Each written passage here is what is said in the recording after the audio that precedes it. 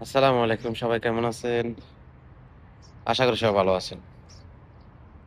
গত ২ বছর আগে এমন দিনে নিজ বাড়িতে ছিলাম। আর আজকে এমন দিনে এখনো কর্মস্থলে আছি। জানি না সবকিছু হইল নসিব। নসিবের উপরে সবকিছু নির্ভর করে। আমি চাইলে তো আর কিছু করতে পারব না। যদি আমার নসিব যদি এখানে থাকে আমি জোর করেও কিছু করতে পারব না। গত ২ বছর আগে কোরবানির ঈদটা দেশে হইছে সবার সাথে। খুব ভালো লাগছে। কিন্তু ২ দিন পরে যে কোরবানির ঈদ সেটা আর একসাথে হচ্ছে না, কর্মস্থলে হচ্ছে। মাঝে মধ্যে আফসোস লাগে। কিন্তু আফসোস লাগলেও কিছু করার নাই।